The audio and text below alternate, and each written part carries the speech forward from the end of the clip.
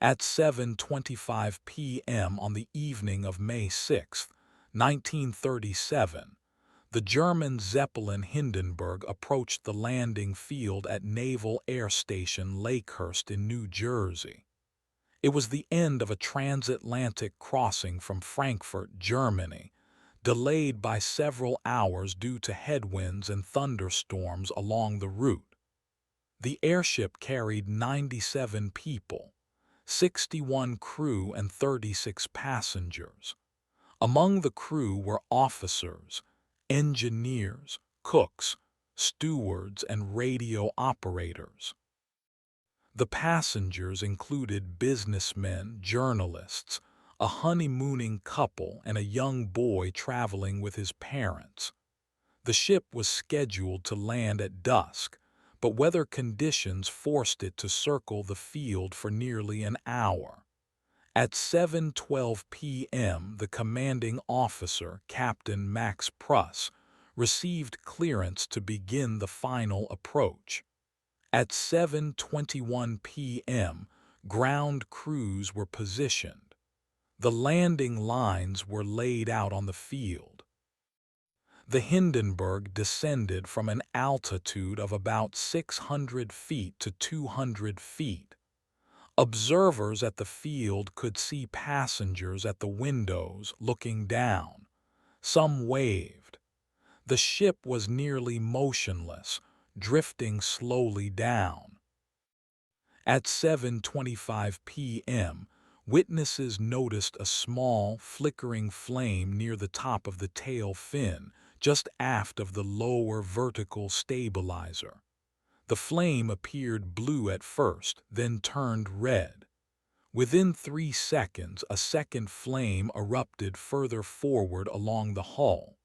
The entire rear section of the airship began to glow. At 7:26 p.m., the hull started to rupture. A massive column of fire shot upward, visible for miles. The Hindenburg, nearly 800 feet long, broke apart in midair. The rear section fell to the ground. The forward section, still buoyant, rose slightly on a cushion of escaping hydrogen, then tilted and crashed onto the sandy field. The entire sequence of events, from the first visible flame to the final impact, took 37 seconds. What happened? The Hindenburg was not a small airship. It was the largest flying machine ever built at the time and for decades afterward. Its outer skin was cotton fabric treated with cellulose acetate butyrate and aluminum powder, a combination designed to protect the ship from weather and to give it a silvery appearance. Beneath that skin were 16 gas cells made of cotton and rubberized cloth, each filled with hydrogen.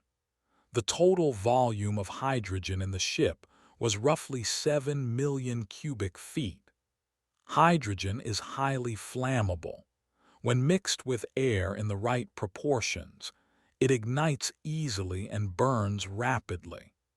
The Hindenburg was designed to use helium, but the United States had placed an embargo on helium exports in the mid-1930s, citing national security concerns. Germany had no domestic helium supply. The only abundant lift gas available was hydrogen. The ship had been operating for just over a year without serious incident. It completed 10 round trips between Germany and Brazil in 1936, then began service to the United States in May 1936. By the time of the Lakehurst disaster, it had completed 37 full crossings and carried over 1,000 passengers. The flight that ended on May 6, 1937 was the first of the new season. The delay caused by weather meant the ship was landing in the evening under overcast skies with a light drizzle falling. The air was humid. The field was damp. Static electricity was present. Investigators arrived the next morning. The wreckage was scattered across a wide area. The framework was mangled. The gas cells were burned away. The passenger cabins were reduced to ash. Of the 97 people aboard, 35 died, 13 passengers and 22 crew. One member of the ground crew was also killed when the ship came down. Many survivors suffered severe burns. Some jumped from the ship as it hovered just above the ground. Others ran through the fire. The death toll would have been higher if the ship had not been so close to landing. Most of the forward section remained intact for a few seconds, allowing some passengers and crew to escape through windows and doors. The official investigation was conducted by the United States Department of Commerce, with cooperation from German experts. Two main theories emerged early: sabotage and static electrical discharge. The sabotage theory suggested that someone had planted a bomb or timed explosive device inside the tail section. The static electricity theory proposed that when the landing lines were dropped to the ground, they discharged the ship's outer skin, creating a spark that ignited leaking hydrogen. There was also a theory involving a lightning strike, but no lightning was reported near the field at that time. A fourth theory pointed to a mechanical failure. A bracing wire inside the tail fin may have snapped and punctured a gas cell, releasing hydrogen into the space between the cells and the outer skin, then ignited by a spark from atmospheric electricity. The German investigators sent a team led by Dr. Hugo Eckener, the founder of the Zeppelin Company and the most experienced airship commander in the world. Eckener had been skeptical of hydrogen from the beginning. He pushed for helium, but the Reich government chose to use hydrogen rather than delay operations. After the disaster, Eckener visited the crash site and walked through the wreckage. He concluded that the most likely cause was a spark of static electricity combined with a hydrogen leak from one of the rear gas cells. He could not prove it, but he believed that the ship had been struck by a sudden atmospheric electrical charge just as the descent began. The American investigation was less conclusive. The final report stated that the cause of the fire could not be determined with certainty, but that the most probable source was a combination of leaking hydrogen and electrostatic discharge. Later investigations, decades afterward, re-examined the evidence. In 1997, a retired NASA engineer named Addison Bain proposed that the outer coating of the Hindenburg was itself highly flammable. The aluminum powder and iron oxide in the paint could act as a thermite-like mixture, capable of burning without hydrogen. Bain argued that the initial flame was caused by static electricity igniting the paint, not the gas. This theory gained some attention, but was not widely accepted by aeronautical historians. The prevailing view remains that hydrogen was the primary fuel for the fire. What systems failed? The most obvious failure was the decision to fill a passenger airship with hydrogen. Helium was safe, non-flammable, and available. The United States controlled the world's helium supply, and despite Germany's requests, the embargo was not lifted. There were political reasons. The Nazi regime had come to power in 1933, and American officials were wary of providing a strategic resource to a government that was rapidly rearming. The Hindenburg was itself a symbol of Nazi prestige. Swastikas were painted on the tail fins. The ship had been used for propaganda purposes, dropping leaflets over the 1936 Berlin Olympics. To many in the United States, providing helium to such a regime was unthinkable. The design of the ship also contributed. The gas cells were separated from the outer skin by a gap. Hydrogen could leak from a cell and accumulate in that gap, invisible to the crew. The ship had no gas detection system for that area. The static electricity grounding procedures were not robust enough for a ship of that size. The landing lines were made of hemp, which could become wet and conductive. When the lines touched the ground, they could create a path for a discharge. But the ship was not always grounded before the landing lines were thrown. The crew relied on the mooring cables to carry away charge, but those cables were not deployed until the ship was nearly down. The human factor also played a role. The captain, Max Pruss, was experienced and cautious, but he had been told to land quickly because of the approaching weather. The decision to make a sharp turn at low altitude to align the ship with the wind may have put stress on the airframe. The turn caused a wire inside the tail to break, according to some theories. That broken wire could have punctured a gas cell. The ship was also carrying extra fuel for the delayed crossing, and some observers noted that the rear engines were running at a higher power setting during the approach, which could have contributed to a hot exhaust or a spark. The disaster had immediate consequences. All remaining Hindenburg flights were canceled. The sister ship, Graf Zeppelin II, was completed but never entered commercial passenger service. It was scrapped in 1940. The age of the airship was effectively over. Within months, the United States and European airlines shifted entirely to fixed-wing aircraft. The era of luxury transatlantic travel by Zeppelin ended in 37 seconds over a small town in New Jersey. Why does it still matter?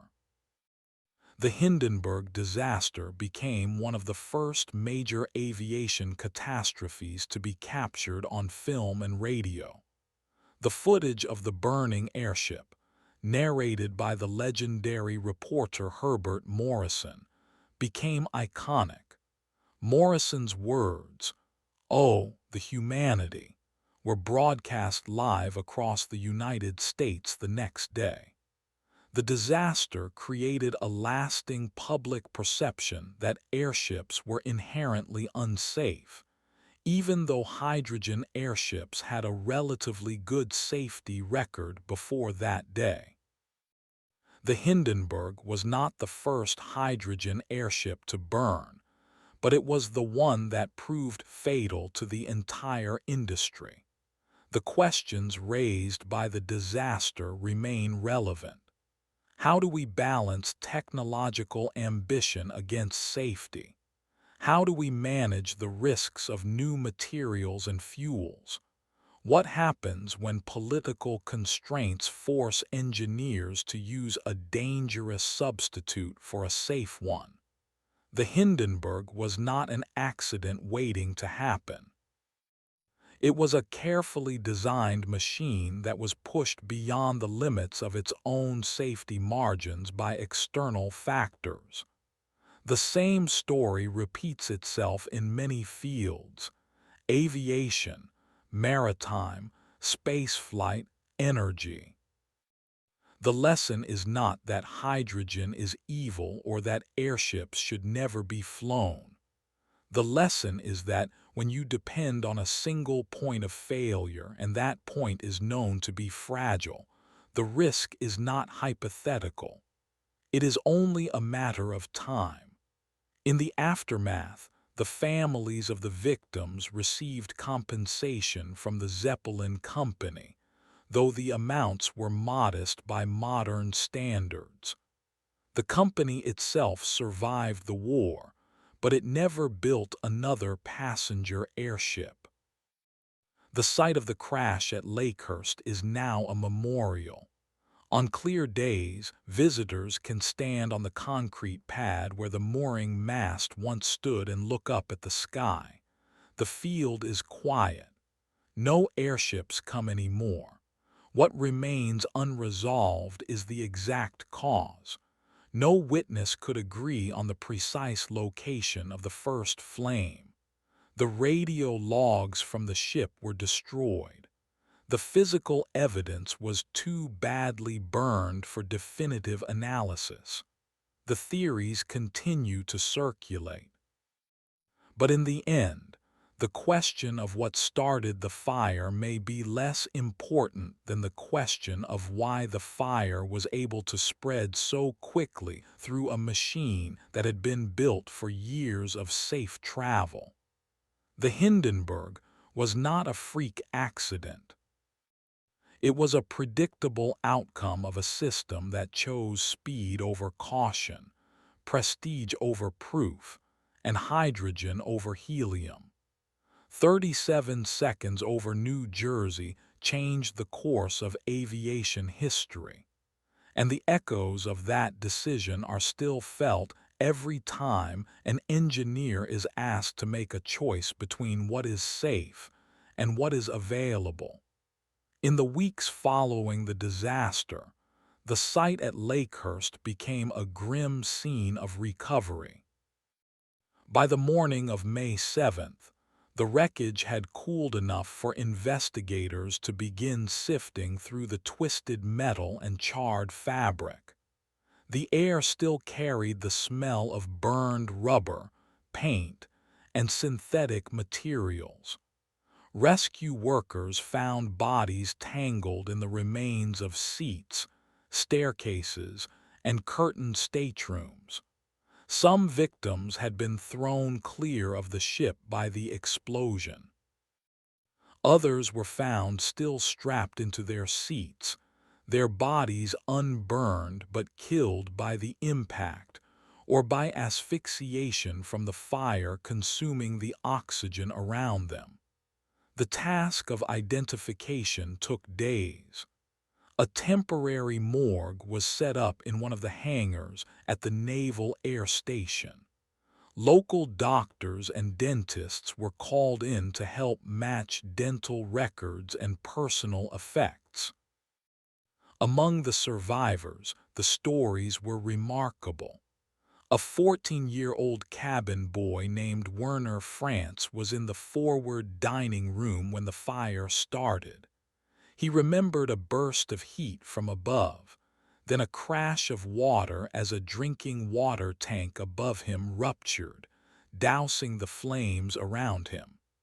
He scrambled through a hole in the structure and jumped to the ground, landing safely. He later said he believed the water tank saved his life. Another survivor, a performer named Joseph Spa, was a professional acrobat. He jumped from the burning ship from a height of about 50 feet. He broke both ankles but survived. A passenger named Margaret Mather, traveling with her husband, was thrown from the ship as it tilted. She landed on a sand dune and suffered only minor burns. Her husband did not survive. These small details of survival and loss are what made the disaster human. They were not just numbers on a passenger manifest. They were people with specific stories, specific fates, and specific reasons to be on that flight. The investigation that followed was conducted on two sides of the Atlantic. In Germany, Dr. Hugo Eckener, the founder of the Zeppelin Company and the most experienced airship commander in the world, led a commission. He had been in Germany at the time of the crash, having been replaced as commander of the Hindenburg by Captain Max Pruss just before the flight. Eckener arrived in New Jersey days after the fire. He walked through the wreckage, examined the remaining gas cells, and interviewed survivors and ground crew. His conclusion was that the fire had been caused by a static electricity discharge near the tail of the ship. He believed that the atmospheric conditions over Lakehurst, combined with the ship's approach and the damp landing lines, had created a severe static charge. That charge, he argued, jumped from the skin of the ship to a leaking gas cell, igniting the hydrogen. But Eckener's theory was not universally accepted. The United States Department of Commerce investigation, led by Major R.W. Schroeder, produced a final report in 1938. The report stated that the cause of the fire could not be determined with certainty. It listed several possible causes: atmospheric electricity, a mechanical failure of a wire or strut, or an act of sabotage. Sabotage was a serious consideration.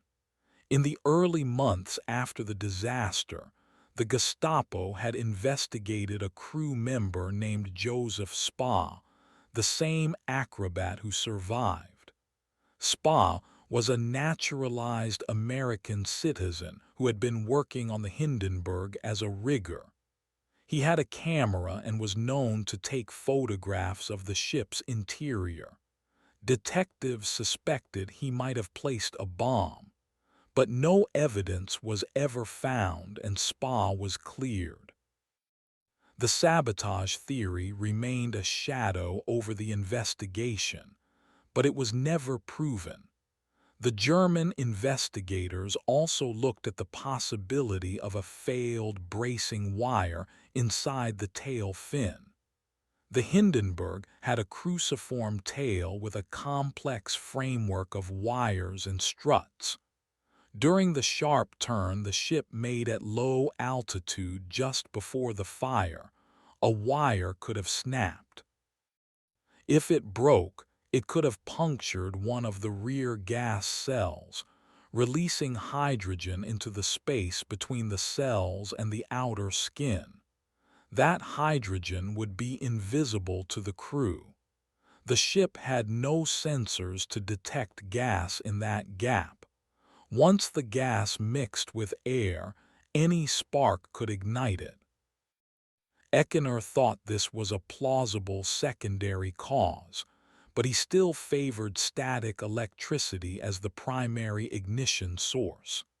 Later, in the 1990s, a retired NASA engineer named Addison Bain proposed a different theory. He argued that the outer coating of the Hindenburg, a mix of aluminum powder, iron oxide, and cellulose, was itself highly flammable. He pointed out that this mixture could burn like thermite, producing high temperatures and bright flames. Bain believed that static electricity ignited the coating, not the hydrogen. His theory gained publicity but was criticized by many historians and aeronautical experts. They argued that the paint alone could not produce the intensity of fire seen in the footage, and that hydrogen was still the primary fuel. The consensus among most airship historians remains that the fire was fueled by hydrogen, though the exact ignition source is debated. What is clear is that the Hindenburg had no safety systems to detect or prevent a hydrogen fire. The crew relied on familiarity and routine. The gas cells were hand-sewn from cotton and coated with a gelatin-like sealant. They were inspected manually before each flight. But the gap between the cells and the outer skin was not monitored. The ship's electrical systems were grounded, but the landing lines were not always effective at dissipating static. The ship had no automatic fire suppression system for the gas areas. In the event of a leak, there was no way to stop the fire once it started. The human consequences were devastating. Of the 97 people on board, 36 died.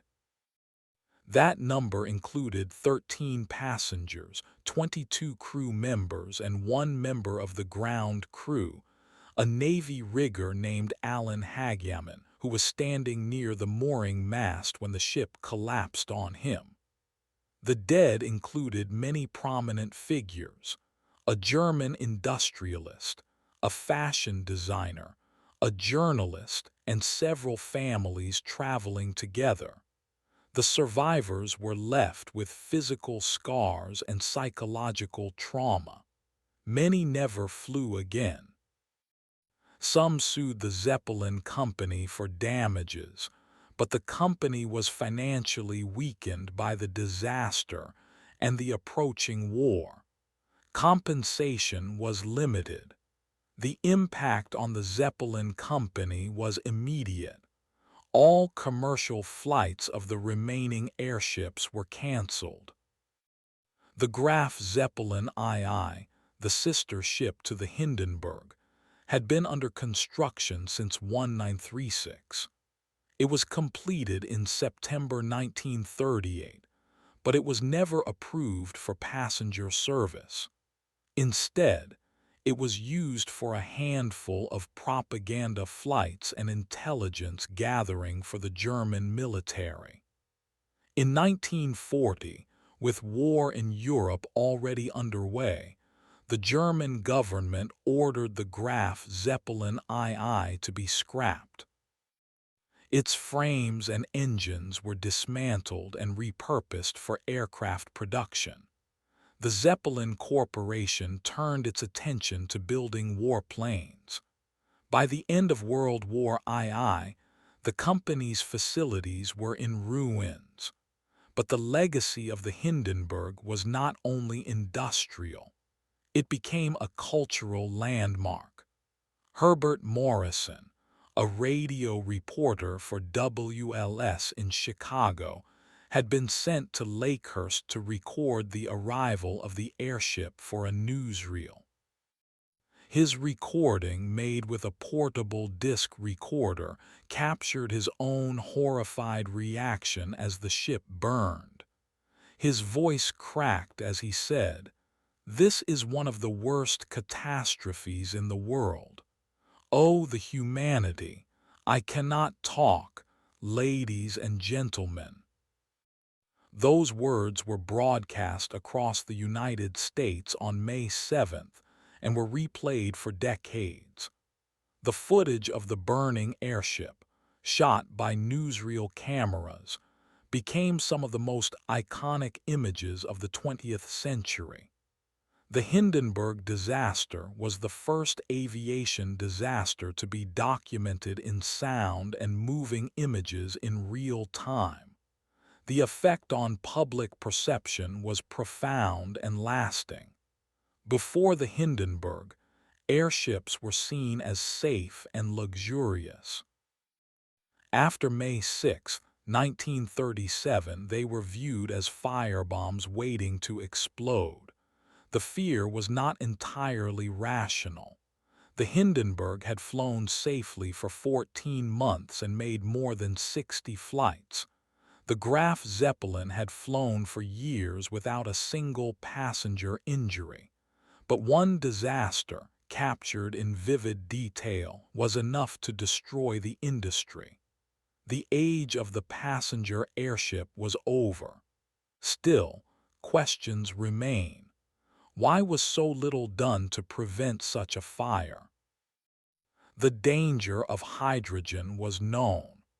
The Hindenburg's sister ship had been designed to use helium, but when helium was denied, the decision was made to proceed with hydrogen.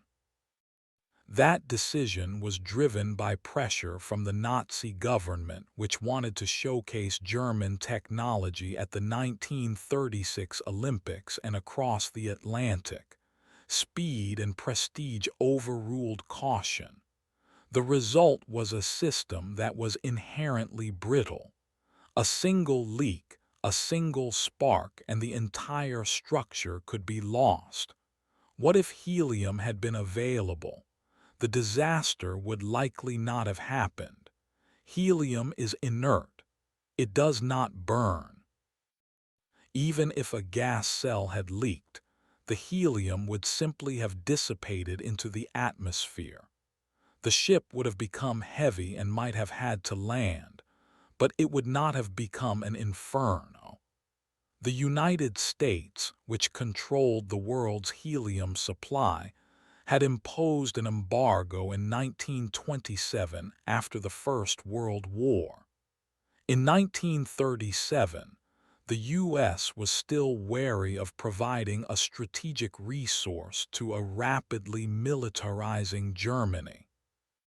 By the time the Hindenburg burned, the politics of helium had hardened. The embargo remained in place until after the war. In the end, the Hindenburg disaster is not just about an airship. It is about the tension between ambition and safety, between national pride and practical caution.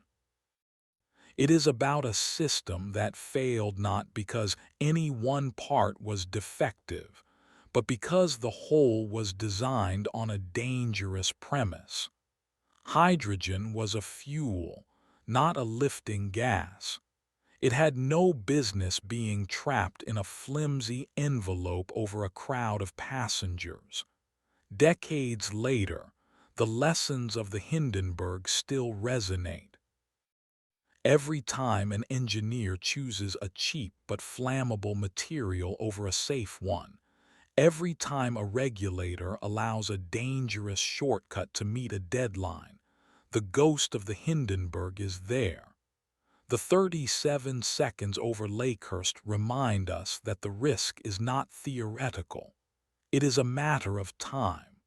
The memorial at Lakehurst stands today on a quiet corner of the Naval Air Station. A granite marker sits near the edge of the field where the mooring mast once rose. The concrete pad is still there. On windy days, nothing moves but the grass.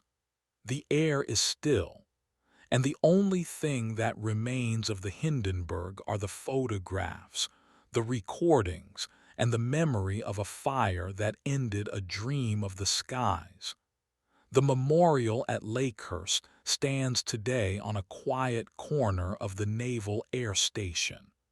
A granite marker sits near the edge of the field where the mooring mast once rose.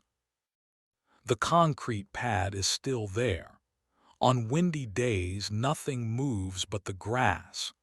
The air is still, and the only thing that remains of the Hindenburg are the photographs, the recordings, and the memory of a fire that ended a dream of the skies. But the story does not end with the memorial. In the months and years that followed, investigators, historians, and engineers continued to pick through the wreckage of evidence. The official report from the United States Department of Commerce was released in December 1937. It concluded that the most probable cause of the fire was an electrostatic discharge that ignited leaking hydrogen. The discharge, the report said, was likely triggered by the difference in electrical potential between the ship and the ground, made worse by the stormy conditions. The report recommended that future airships use non-flammable lifting gas, that fuel lines be better insulated, and that landing procedures be revised to reduce the risk of static buildup. The German investigation, conducted by the Reichskommissar für die Luftfahrt, reached a similar conclusion but placed more emphasis on the possibility of sabotage.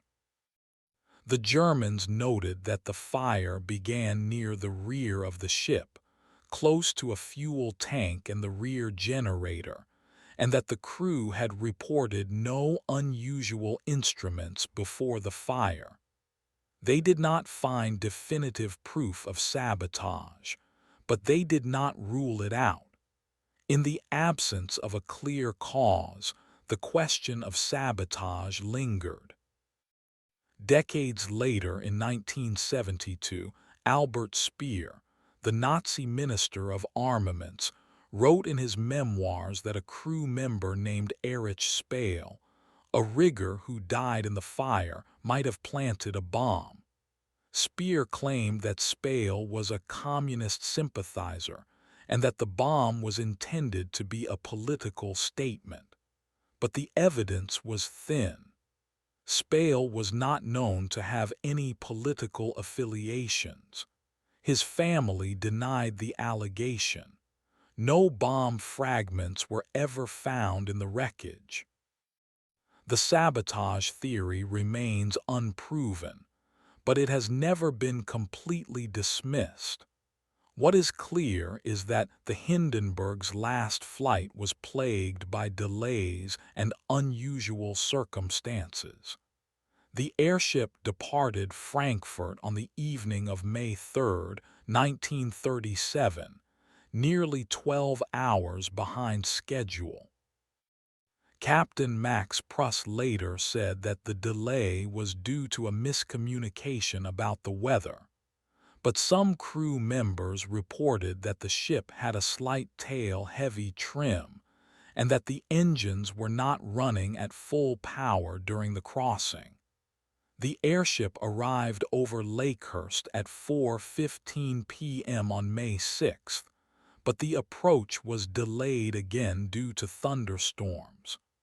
Pruss decided to circle the field, waiting for the weather to clear. At 7 p.m., the commanding officer of the Lakehurst Naval Air Station, Commander Charles Rosendahl, gave permission to land. Rosendahl was a strong advocate for airships and had commanded the USS Los Angeles, a helium-filled rigid airship. He believed that the Hindenburg could be safely brought down despite the storm. He later became a key figure in the investigation, defending the safety of hydrogen airships and arguing that the disaster was a one-time accident. At 7:12 p.m., the Hindenburg began its final approach. The ship came in from the southwest, descending slowly toward the mooring mast. The ground crew, numbering about 200 men, took their positions. The landing lines were dropped at 7:19. At 7:21, the first flames were seen. The fire spread rapidly, traveling from the tail to the nose in a matter of seconds. The ship's framework collapsed within 37 seconds. In the aftermath, the crew and passengers were scattered across the field. Some were thrown clear by the explosion. Others jumped from the burning wreckage. The ground crew rushed in to help. The fire burned for several hours. By midnight, the wreckage was cool enough to search for survivors. Only 30 one of the 97 people on board escaped without serious injury. Many of the survivors suffered severe burns. Some died later in hospitals.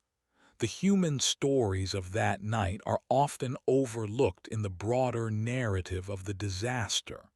One of the passengers, a German businessman named Ernst von Osten, was traveling with his wife and 2 children. His wife and children died in the fire.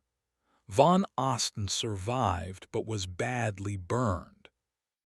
He spent months in a hospital and never fully recovered.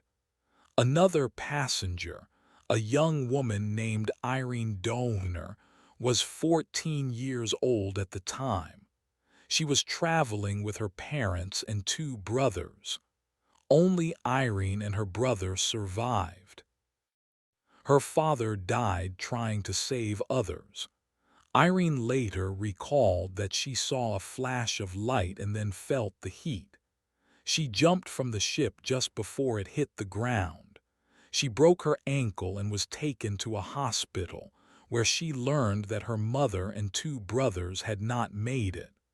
On the crew side, Captain Max Pruss survived the fire but was severely burned. He was found near the control car, unconscious. He spent months in recovery. After the disaster, he was investigated by the German authorities but was cleared of any negligence. He never flew an airship again. He lived until 1960, always believing that the disaster was caused by sabotage. He never accepted the static electricity theory. The Hindenburg's chief engineer, Rudolf Sauter, also survived. He was in the engine room when the fire started. He felt a jolt and saw flames through the window.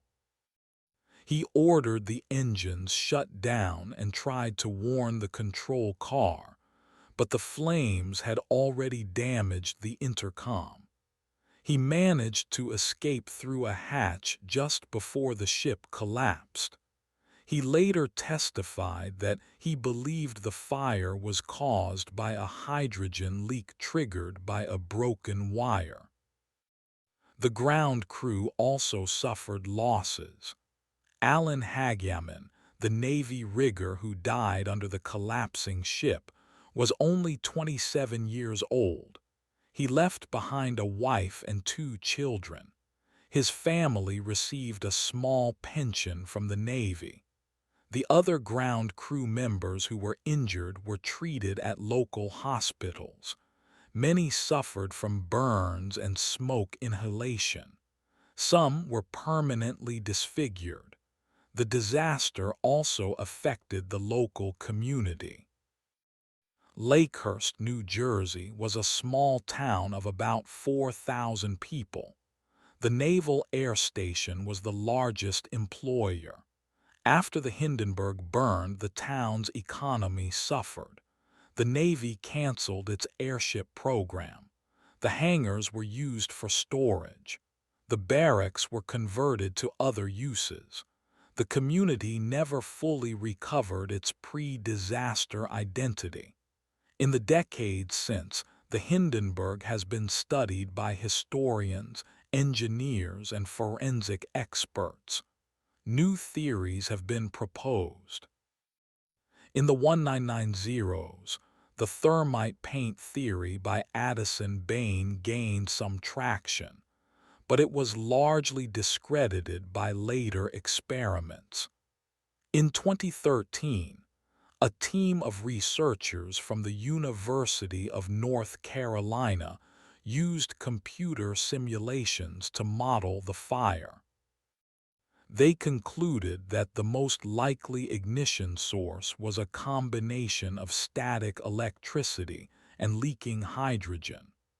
They also found that the fire's rapid spread was consistent with a hydrogen-driven flame traveling through the airship's corridors and gas cells. But perhaps the most unsettling theory is that the ship was never meant to survive the flight.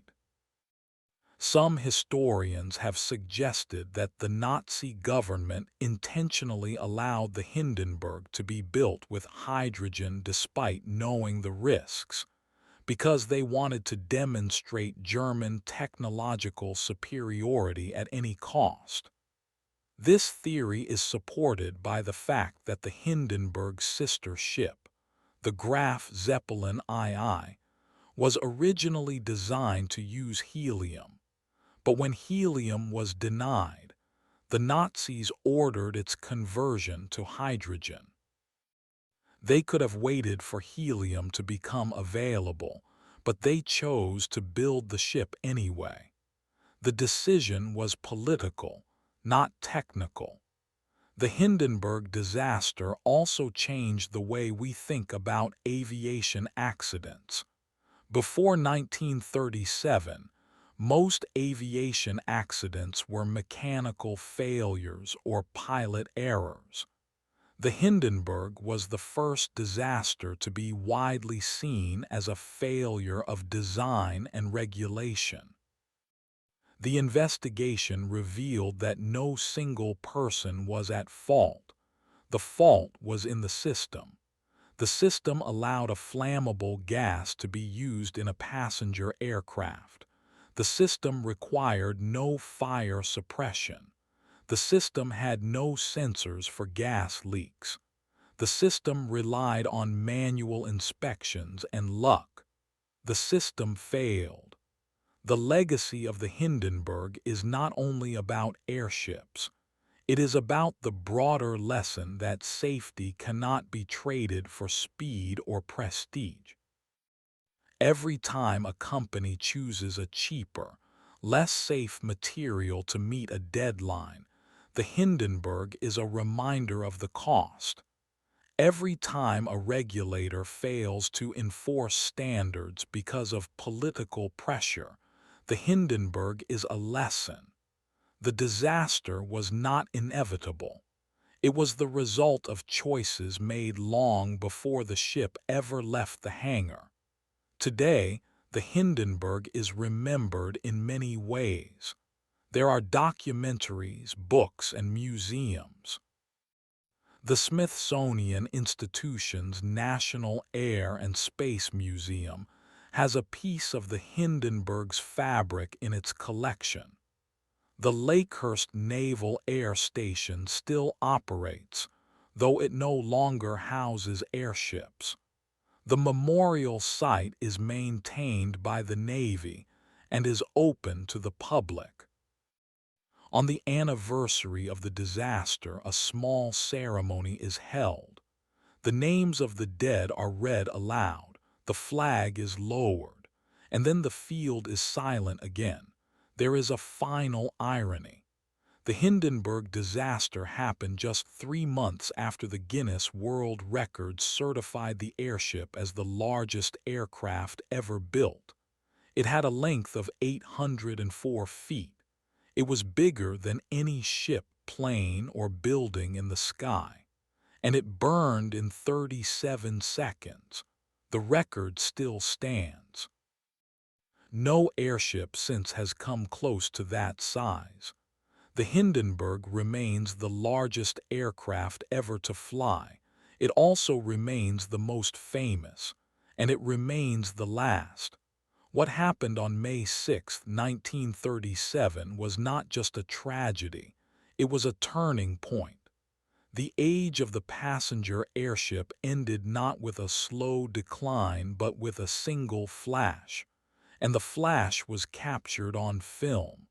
It was broadcast on the radio. It was described in newspapers. It became the first modern disaster, documented in real time and watched by millions.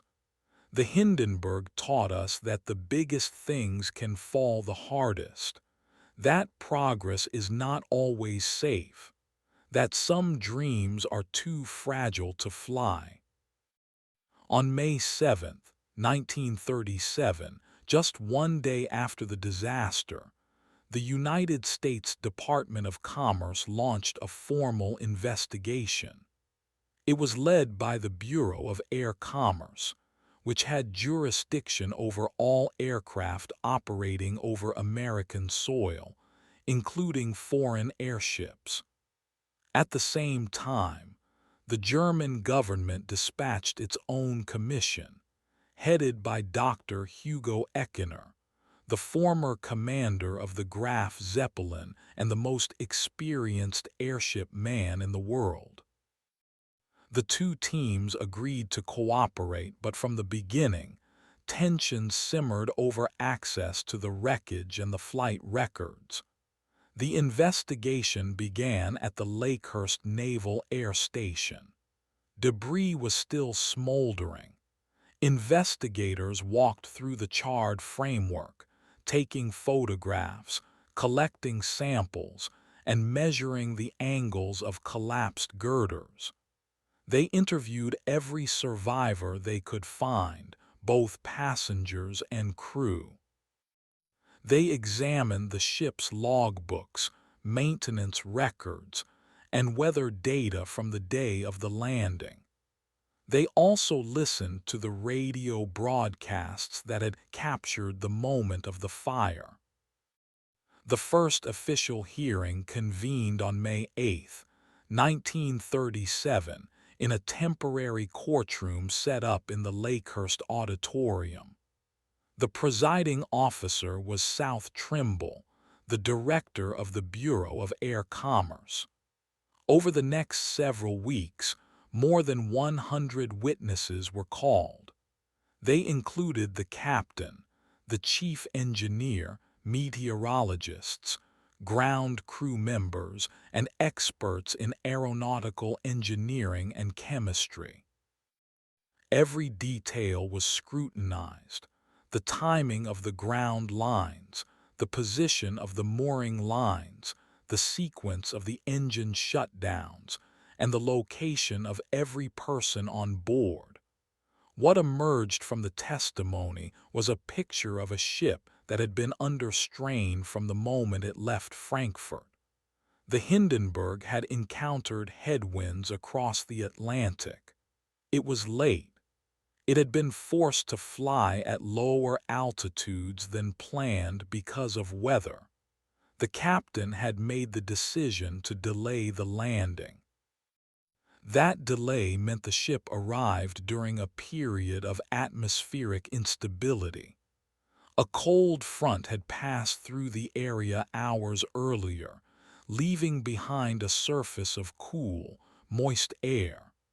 Above that, warmer air had settled in. That inversion layer created conditions ideal for static electricity. Witnesses reported that the air felt electric that evening. Some ground crew members said they had felt sparks when they touched metal objects. Others recalled that the sky had a strange purple light, which is sometimes associated with corona discharge. The ship itself had been dragging its landing ropes through the wet grass. Those ropes could have acted as conductors, channeling charge from the ground up into the airframe. The official report, released on May 17, 1937, concluded that the most probable cause of the fire was a discharge of static electricity that ignited a mixture of hydrogen and air leaking from a damaged gas cell. But that conclusion left many questions unanswered. What had caused the gas leak? The report suggested that a broken bracing wire inside one of the gas cells might have ruptured the fabric. but no such wire was ever found in the debris. Others believed that a spark between the outer cover and the frame had ignited the hydrogen. The ship's outer covering was made of cotton doped with cellulose acetate and aluminum powder. That material was both flammable and conductive. In the right conditions, a static discharge could have jumped from the cover to the duralumin frame, creating a spark that traveled along the skin. The German Commission disagreed with the static electricity theory. On August 12, 1937, they issued their own report, which pointed to sabotage. They argued that the fire had started near the tail, far from the landing ropes, and that the static charge could not have been strong enough to ignite hydrogen at that distance. They also noted that the ship's electrical systems had been functioning normally. A timed explosive device, they claimed, could have been placed in the lower fin, where the first flame was seen. They offered no direct evidence of a bomb, only circumstantial observations. The sabotage theory was not new. Even before the Hindenburg left Germany, there had been threats. The Nazi regime had made enemies across Europe. Some letters had been sent to the airline warning that the ship would be destroyed. But those threats were common and often ignored. No one had searched the airship thoroughly before departure. The passengers' luggage was checked, but the crew's quarters and the cargo holds were not. The airship's enormous internal volume made a complete search nearly impossible. Still, the German Commission's report was widely dismissed by the American investigators.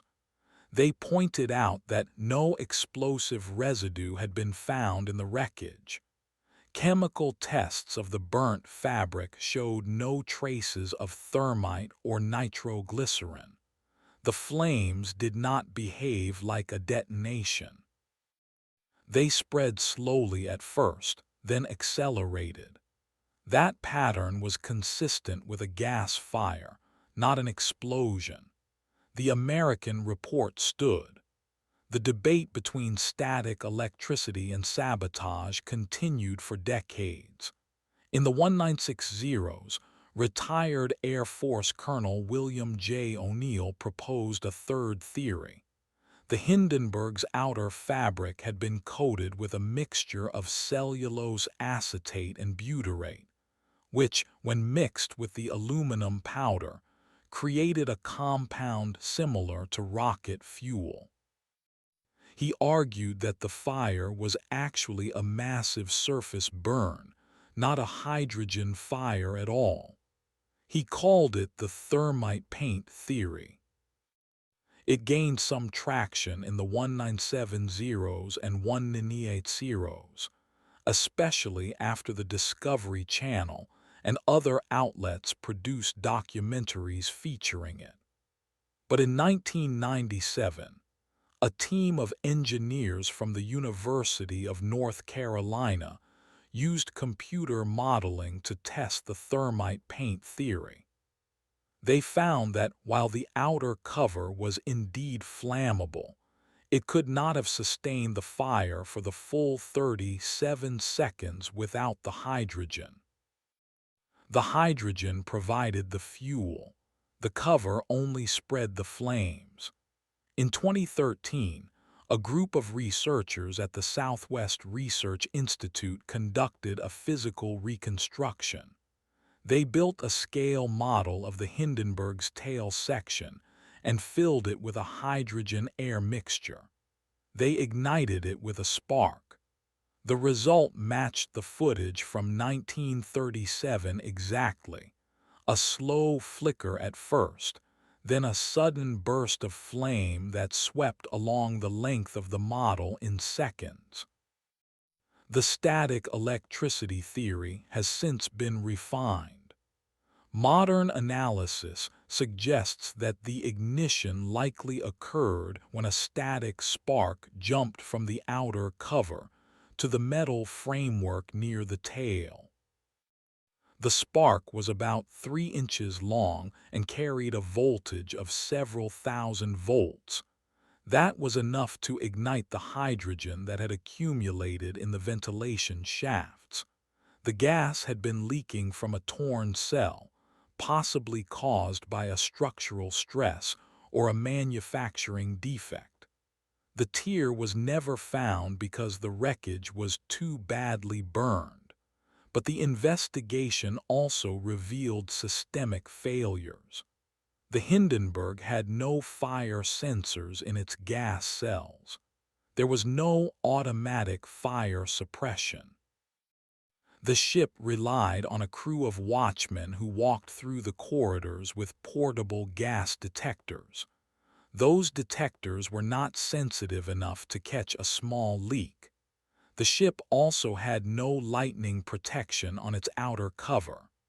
The cover was doped with aluminum to reduce ultraviolet damage, but that made it electrically conductive and prone to sparking. The designers had known about this risk. They had chosen to accept it because aluminum doping was cheaper and lighter than alternative coatings. The human consequences of those decisions are still being counted. The 35 people who died that night left behind families, friends, and unfinished lives. The 13 passengers who perished included a young couple celebrating their anniversary, a father returning from a business trip, and 2 children traveling with their parents. The 22 crew members who died included mechanics, cooks, stewards, and officers. Many of them had been working on airships for years. They knew the risks. They had signed up anyway. One of the most haunting stories is that of the radio operator, Willie Speck. He was 28 years old and had been with the Zeppelin Company for 7 years. He had flown on the Graf Zeppelin and the Hindenburg many times. On the night of the disaster, he was in his radio room near the control car. When the fire started, he sent a final message: "We are falling." He did not survive. His body was found near the charred remains of his equipment. Another is the story of the stewardess Emily Imhoff. She was one of the few women on the crew. She had been assigned to the observation deck, where she helped passengers with their luggage. When the flames erupted, she guided several passengers toward the emergency exits. She did not make it out herself. Her body was found later in the wreckage, her hand still reaching toward the door. The survivors were not just lucky. They were positioned in parts of the ship that did not burn immediately. Some were in the bow, which stayed intact longer. Others were near the railings and were thrown clear as the ship tilted. One survivor, a young boy named Werner France, was a cabin boy. He was in the galley when the fire started. He remembered the floor tipping and the heat rushing in. He crawled through a hole in the hull and fell onto the grass. He landed near the bow where the flames had not yet reached. He rolled away and ran. He was 13 years old. He lived to be 91. The Hindenburg disaster was not the end of airships, but it was the end of the passenger airship era. After 1937, no commercial airship ever carried paying passengers again. The Graf Zeppelin II, which had been completed only months before the Hindenburg burned, was grounded. It was scrapped in 1940 for its aluminum. which was used in German military aircraft. The LZ-130 Graf Zeppelin II never carried a single passenger. It was used only for reconnaissance flights during World War II. It was dismantled in 1940. The United States Navy continued to operate rigid airships for maritime patrol until the early 1960s. The USS Akron and USS Macon were built as helium-filled airships, but both were lost in separate accidents in 1933 and 1935. After that, the Navy focused on non-rigid blimps. Those were used during World War II for coastal surveillance.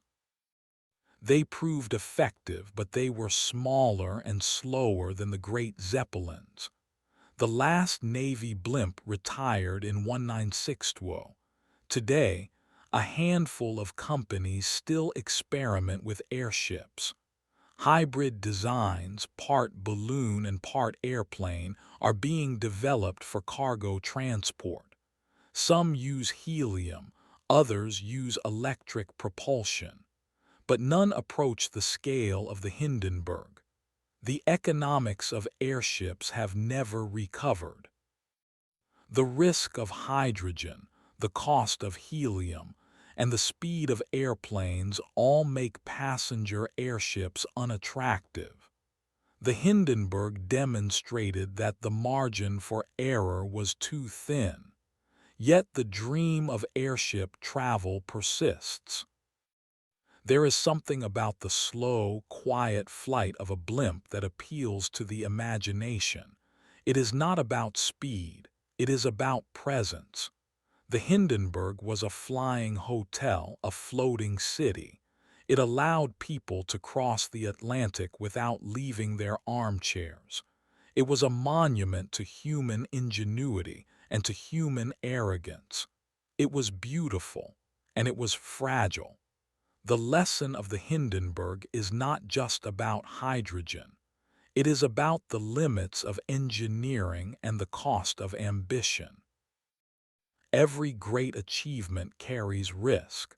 The question is how much risk we are willing to accept. In 1937, the answer was too much, and in 37 seconds the answer was rewritten. The wreckage at Lakehurst was eventually cleared.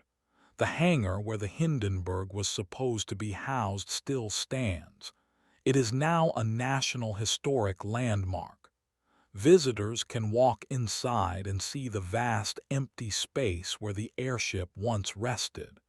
The steel beams are still there, bent and twisted in some places. The floor is still scarred by the fire.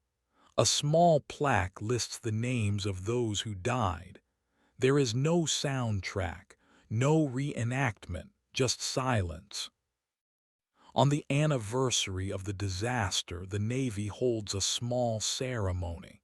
The names are read, a bell is rung, the flag is raised, then lowered, and then the crowd disperses.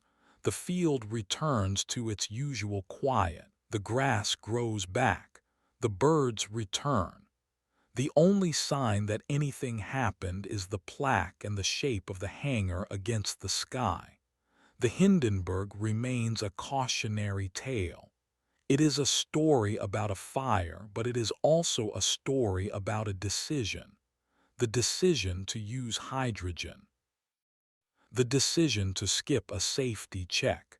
The decision to fly anyway. Those decisions were made by people who were not reckless. They were experienced professionals who believed they had the odds beaten. They were wrong. And that is the horror of the Hindenburg, not the flames, not the screams, not the 37 seconds, but the quiet, everyday confidence that preceded them. The belief that it could not happen here, that it would not happen now, that everything was under control. It was not. It was not. But the investigation that followed, did more than identify a cause.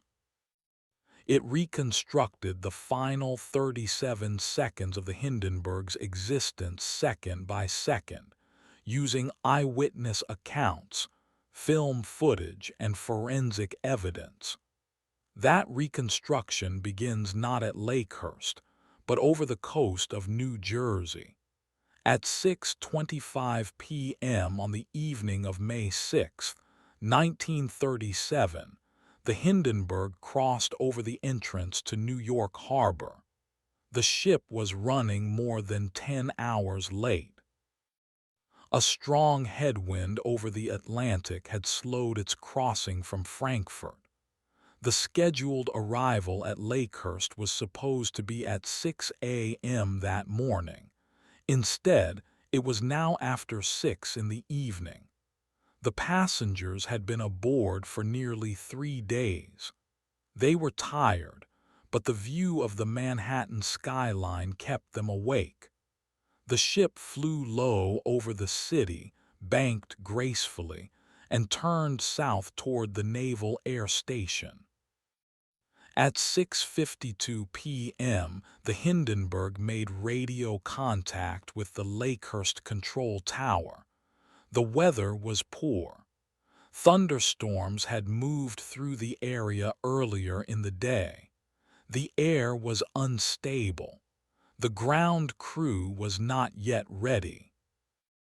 Commander Charles Rosendahl, the station's commanding officer, advised Captain Max Pruss to delay the landing until the weather improved. Pruss agreed. He ordered the ship to continue south, flying a holding pattern over the New Jersey Pine Barrens. For the next hour, the Hindenburg cruised in a wide circle. The winds were gusting at up to 20 miles per hour. The air was humid. The ship's outer cover, doped with aluminum powder to protect against ultraviolet radiation, was electrically conductive. The atmosphere was charged. Every discharge of lightning in the distance sent a pulse through the ship's frame. At 7:12 p.m., the weather began to clear. The thunderstorms moved east. The wind shifted to the northwest and dropped to about 10 miles per hour. Rosendahl gave the order to prepare for landing. The ground crew, nearly 300 men, took their positions on the field. They were sailors and Marines, assigned to handle the mooring lines. They wore soft caps and gloves to prevent static sparks. At 7:21 p.m., the Hindenburg turned toward Lakehurst for its final approach. The ship was at an altitude of about 600 feet. Captain Pruss was in the command car at the front of the ship. Helmsmen were at the rudder and elevator wheels. The ship made a sharp turn to port. It was a fast, sweeping maneuver. The crew later described it as a hard turn. The ship's speed over the ground was about 15 knots. At 7:23 p.m., the first sign of trouble appeared. Ground observers saw a slight flicker near the upper tail fin. The flicker lasted for less than a second. It was small. Some thought it was a reflection from the setting sun. Others thought it was a backfire from an engine. But then it grew. A flame appeared, spread along the outer cover, and then moved upward toward the top of the ship. Within 3 seconds, the entire tail section was engulfed. The hydrogen inside the aft gas cells ignited. The fire blew a hole in the top of the hull. The ship began to sink. The tail dropped first. The bow tilted upward, then fell as the forward gas cells lost pressure. The entire descent took somewhere between 32 and 37 seconds, depending on which timing method is used. The ship struck the ground at a shallow angle, the bow hitting first. then the midsection, then the tail. The fire continued to burn for another hour. What happened in those final seconds inside the ship? Eyewitness accounts from survivors give fragmented but consistent details. Some passengers in the lounge on the port side saw a bright flash through the windows. Others heard a muffled explosion. The ship lurched. Ceiling panels fell. The lights went out. Then came heat and smoke. People tried to push toward the exits, but the ship was already tilting.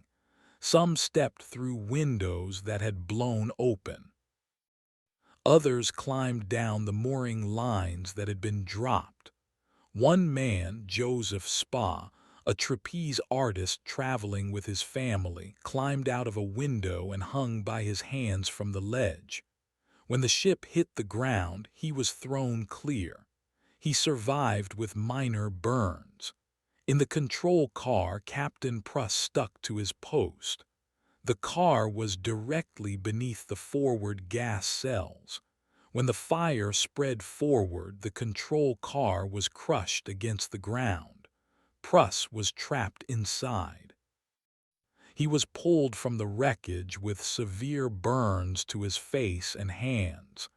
He survived, but never flew again. He spent the rest of his life in and out of hospitals. Commander Ernst Lehmann, the director of the Deutsche Zeppelin Reederei, was in the control car with Pruss. He was badly burned. He was taken to a hospital in nearby Lakehurst, where he died the next day. His last words, according to the attending physician, were, "I don't understand it. I have lived with hydrogen all my life. I don't understand it." The ground crew at Lakehurst did not run away. They ran toward the burning wreckage. Many of them were burned as they pulled passengers and crew out of the wreckage. The Navy Medical Corps set up triage on the field.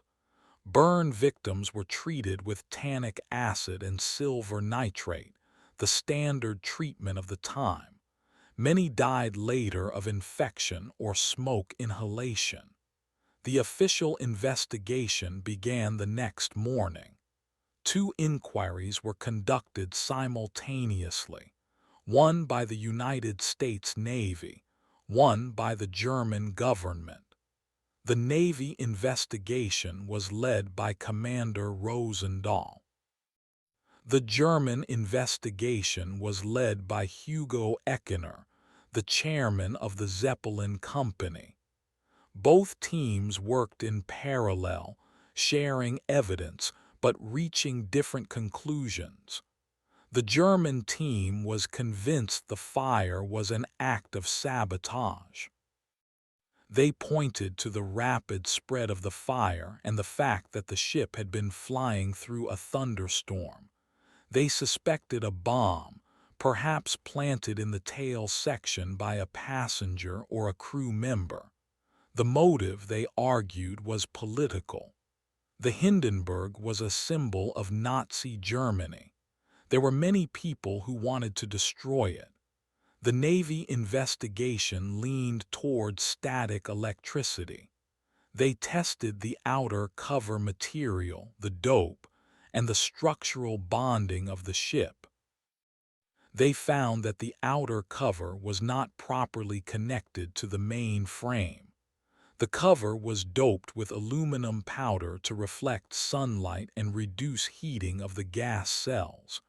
But aluminum made the cover conductive.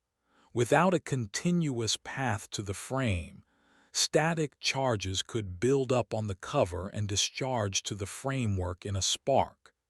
The investigators built a model of a section of the Hindenburg's tail. They doped fabric with the same aluminum compound. They attached it to a metal frame. They then created a static charge in a controlled environment. The result was consistent. A spark about 3 inches long could jump from the cover to the frame. That spark had enough energy to ignite hydrogen. The hydrogen would then feed the fire. But hydrogen ignition alone did not explain the speed of the fire. The Navy investigators calculated that the entire gas volume of the tail section, about 6 million cubic feet of hydrogen, ignited in less than a second. That suggested that the fire did not start in a single cell, but in the space between the cells, the ventilation shafts, where a mixture of hydrogen and air had accumulated. The German investigators rejected the static electricity theory. They argued that the Hindenburg had landed safely many times in similar conditions. They also noted that the ship had been properly grounded when it landed. The static spark, they said, would have been too weak to cause such a violent fire. But the German investigators had their own biases. The Nazi government did not want to admit that the ship had been poorly designed. They preferred a conspiracy theory over an engineering failure. Hugo Eckener, who was no friend of the Nazis, privately suspected that the fire had been caused by a massive leak of hydrogen from a torn cell, possibly caused by a structural failure during the final turn. But he did not publish this theory. He wanted to protect the Zeppelin company from further damage. The truth, as later analysis would show, probably lies somewhere between all three theories. The ship did have a torn gas cell. The tear was likely caused by the sharp turn at 7:21 p.m. The turn stressed the framework. A steel cable may have snapped and cut into the cell. The cell was cell number 4, located in the tail section. Hydrogen leaked out of the tear and accumulated in the ventilation shafts, which ran along the top of the ship. The gas mixed with air to form a combustible mixture. At the same time, the ship had been flying through a charged atmosphere. The outer cover had accumulated a static charge. As the ship slowed for landing, the cover discharged to the frame. The spark occurred near the tail, where the hydrogen concentration was highest.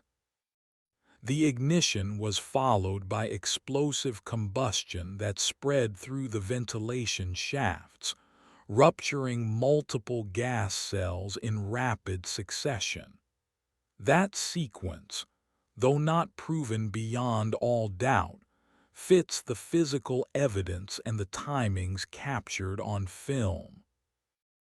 It explains why the fire appeared to start near the upper tail fin, why it spread along the top of the ship, and why the entire tail section was engulfed within seconds. The human toll was not limited to the 35 people who died at Lakehurst. Many survivors carried physical and psychological scars for the rest of their lives. The original survivors included 62 people, but 4 died later from their injuries. The final official death count was 39, though some sources list 36. The discrepancy comes from counting ground crew members who died of burns weeks later. Of the 13 passengers who died, 8 were German, 3 were American, 1 was Austrian, and 1 was Swiss. They included businessmen, a retired Army officer, a young woman traveling alone, and a 13-year-old boy. The boy was a passenger, not a crew member. His name was Walter Scheffer. He was traveling with his parents. All 3 died. The 22 crew members who died included officers, engineers, and stewards. One of them was Ludwig Knorr, the chief engineer. He was in the engine car at the rear of the ship. When the fire started, he was trapped. His body was found near the charred remains of the engine. The survivors included 5 passengers who were in the lounge when the fire started. They described the scene as sudden and silent.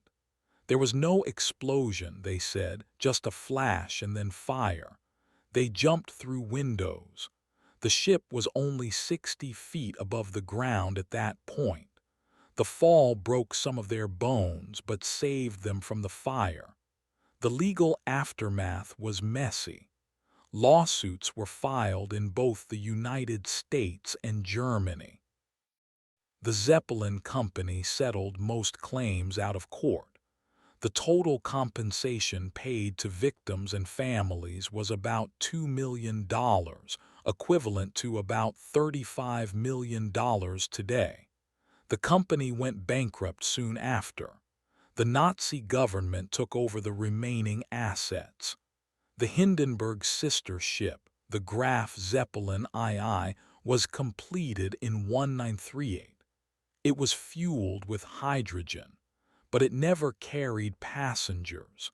It was used for electronic surveillance and propaganda flights. In 1940, the German Air Force ordered it to be scrapped. The aluminum was melted down and used for airplane parts. The great age of airships was over. But the story of the Hindenburg does not end with the scrap yard. It continues in the memory of the survivors, in the film footage that still plays on newsreels, and in the questions that remain unanswered. Why did the ground crew not have firefighting equipment ready? Why was the ship allowed to land in a strong static field? Why were the gas cells not protected by a non-conductive coating? Why did the crew ignore the known risk of hydrogen leaks? The answer to all these questions is the same, because the system was designed for normal conditions, not for worst-case scenarios. The Hindenburg was the pinnacle of airship engineering in 1937. It was safe in the sense that it had never had a major accident before. But that safety was conditional on everything working exactly as planned. When something went wrong, the margin was gone. The fire lasted 37 seconds. The investigation lasted months.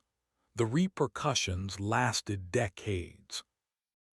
And the lesson, for anyone willing to listen, is that the most dangerous assumption in any engineering project is that past success guarantees future safety. The Hindenburg was a masterpiece. It was also a warning. What remains at Lakehurst now is not a charred ruin, it is a ghost. The hangar stands empty, the field is quiet, the plaque reads, "In memory of those who perished in the Hindenburg disaster, May 6, 1937. It does not say what happened or why. It only says that it did. And so the story of the Hindenburg is not really about a fire. It is about the limits of human reach. It is about the price of ambition. It is about the people who believed that they could conquer the sky, and the people who died learning that they could not. It is a story that will never be fully understood because the most important witnesses, the gas cells, the wires, the torn fabric, the frozen moments of film, can only tell part of the truth. The rest is lost in the silence of the hangar, in the wind over the field, in the 37 seconds that changed everything. In the years that followed, the debate over the cause did not fade. It evolved. New evidence emerged. Old evidence was re-examined. And the questions that had been left unanswered in 1937 began to find answers. though not always the ones people expected. On May 11, 1937, 5 days after the fire, the United States Department of Commerce released its preliminary report. It was brief. It stated that the Hindenburg had been destroyed by a fire of unknown origin.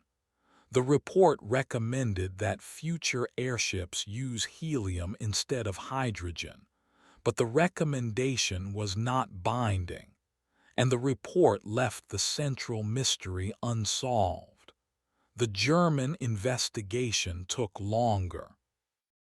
The Nazi government appointed a commission led by Dr. Hugo Eckener, though Eckener was marginalized from the real work. The commission interviewed survivors, examined wreckage, and reviewed the ship's design. They concluded that the fire was caused by sabotage, an explosive device planted by a communist or anarchist. They pointed to a crew member named Erich Spale, who had died in the fire. Spale was known to have leftist sympathies, but no physical evidence of a bomb was ever found. The sabotage theory was convenient for the Nazi regime. It shifted blame away from German engineering. In the United States, the Navy investigation continued. They tested the static discharge theory in laboratory conditions.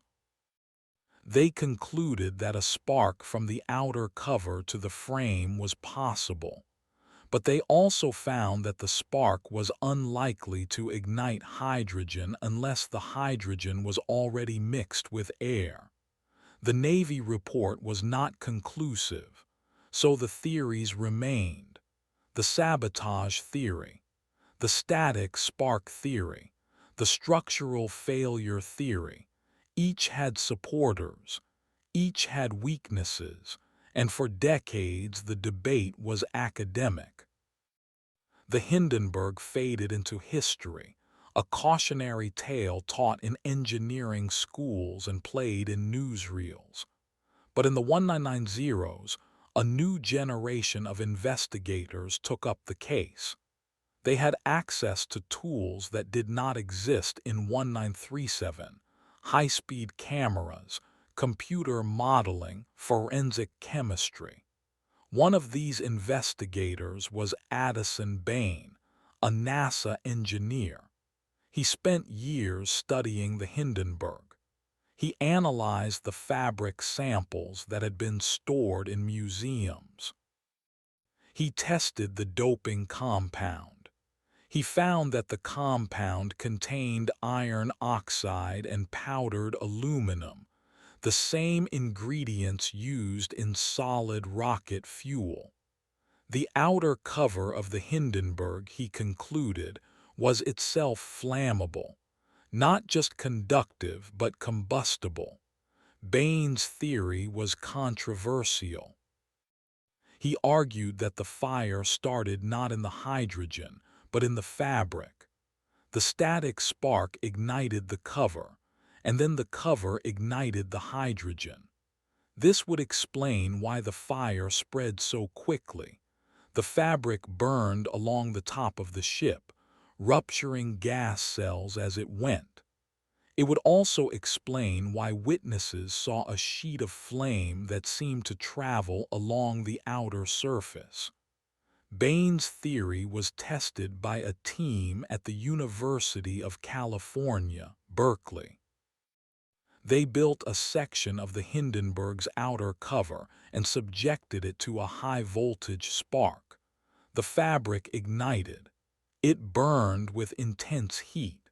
The test seemed to confirm that the cover was indeed a fire hazard, but other researchers pushed back. They pointed out that the Hindenburg had many layers of protection. The gas cells were lined with gold beater's skin, a material that was impermeable to hydrogen. The cells were separated by ventilation shafts. The outer cover was never meant to be in direct contact with the hydrogen. If the cover ignited, they argued, the fire would have stayed on the surface and not penetrated the ship. The debate continued.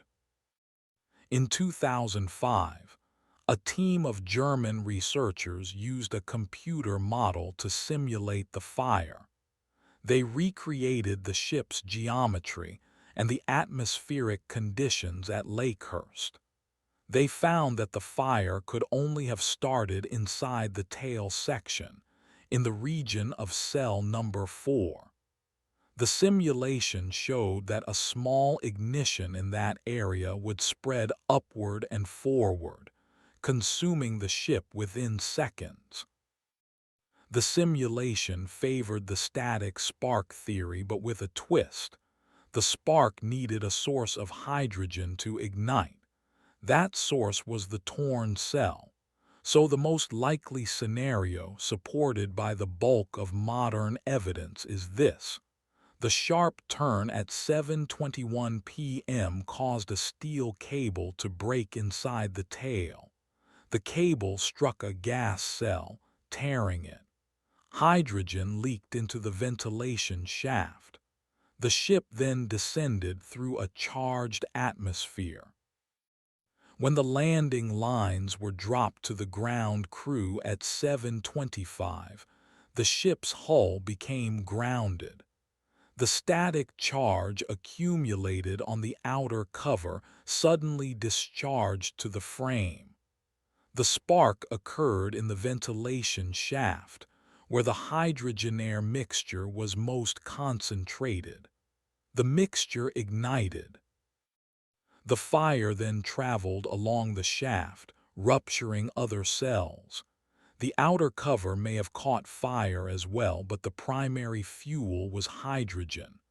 This sequence takes approximately 37 seconds from first flame to ground impact. It matches the film footage. It matches the witness accounts. And it explains why the fire appeared to start at the top of the tail, not at the bottom. But even this refined theory leaves questions. Why did the turn cause a cable to break? The Hindenburg had made many sharp turns before. Why did the static charge accumulate to such a high voltage? The weather conditions were not unusual for a thunderstorm. Why did the crew not notice the leak? The hydrogen cells had pressure gauges, but they were not monitored continuously. The answer may be that the Hindenburg was simply unlucky. A combination of factors, a weak cable, a charged atmosphere, a landing procedure that required a sharp turn, converged in a single moment. That moment was catastrophic. The human stories of the disaster do not end with the 35 who died. The survivors faced a long recovery. Many were burned. Some lost their faces, their hands, their ability to work. They were treated at hospitals in New York and Philadelphia. The medical care for burns was primitive by modern standards. Infection was common. Pain was constant. One survivor, a steward named Joe Arndt, was 22 years old when the Hindenburg burned. He was standing on the lower fin when the fire started. He jumped. He broke both legs. He suffered degree burns over half his body. He spent months in the hospital. He later said that the sound of the fire was like 1,000 doors slamming. Another survivor, a passenger named Margaret Mather, was traveling alone. She was in the lounge when the fire started. She ran to a window. She threw herself out. She landed on the grass and rolled away. She watched the ship fall. She survived with minor injuries.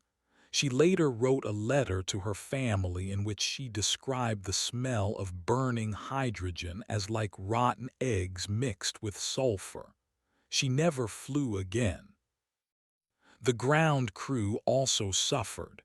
16 of them were killed on the field. Many more were injured. They had been holding the landing lines when the fire erupted. Some were burned alive. Others were crushed by falling debris. The scene was described by one firefighter as a lake of fire.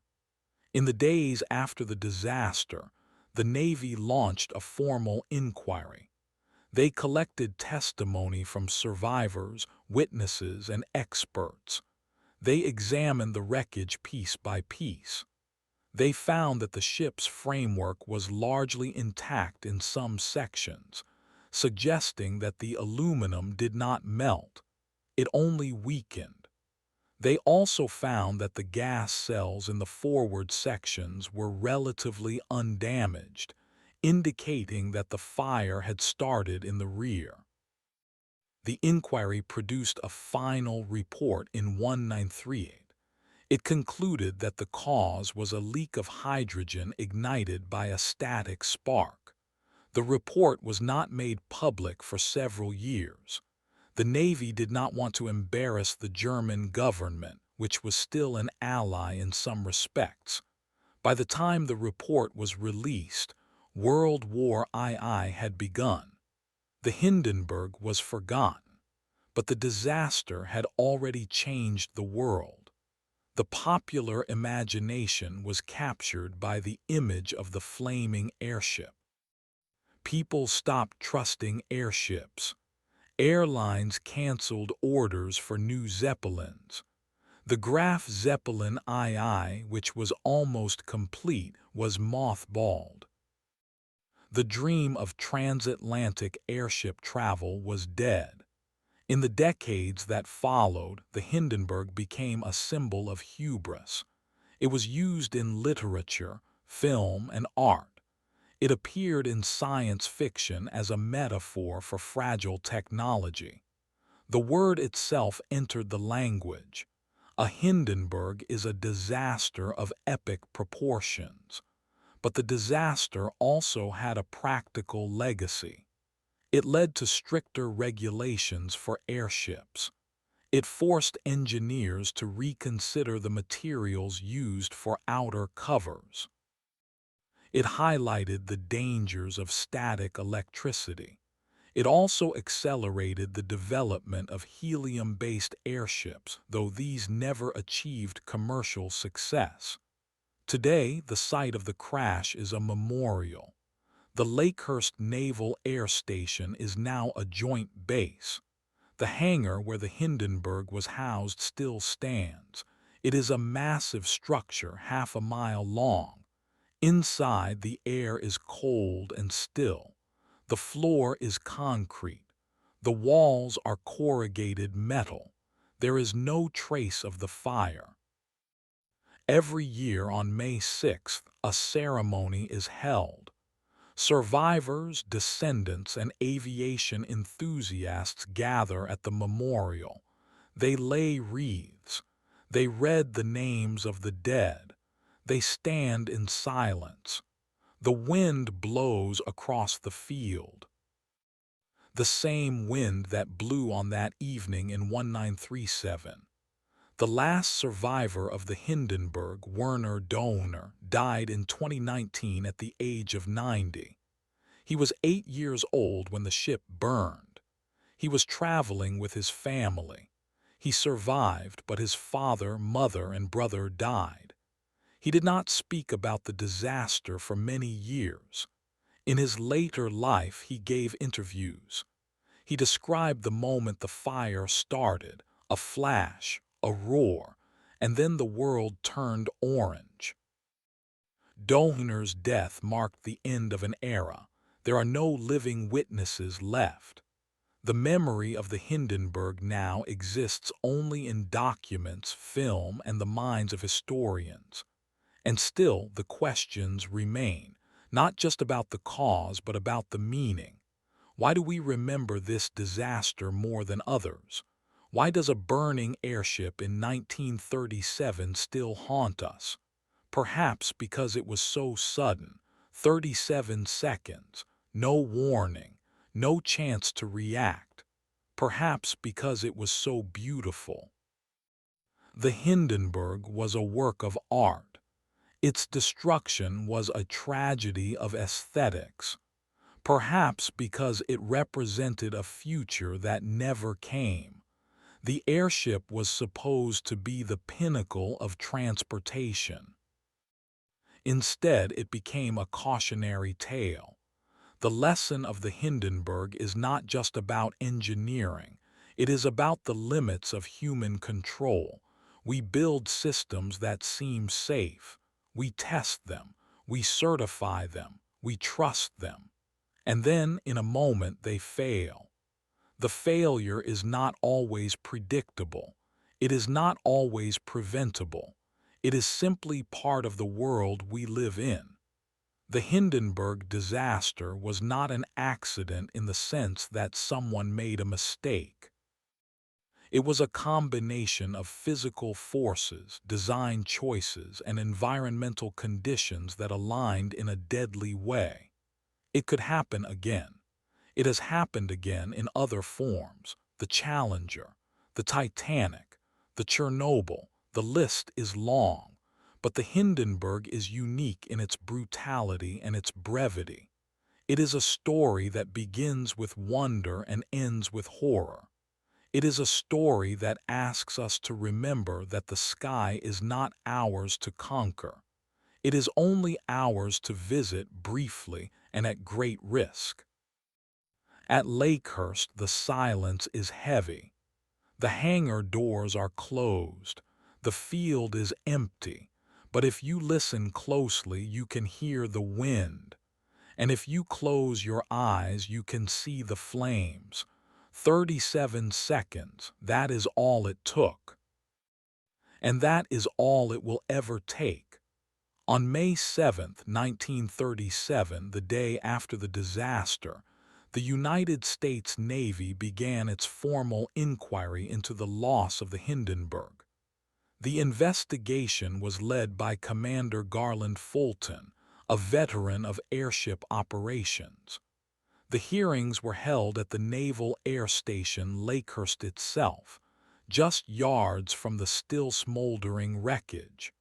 Witness after witness was called: ground crew, passengers, officers, engineers. The testimony was transcribed page by page. Over the next several weeks, the inquiry compiled more than 30,000 words of evidence. The investigators faced a fundamental problem. The wreckage was extensive, but much of it was unrecognizable. The aluminum framework had twisted and melted in places. The fabric covering was gone.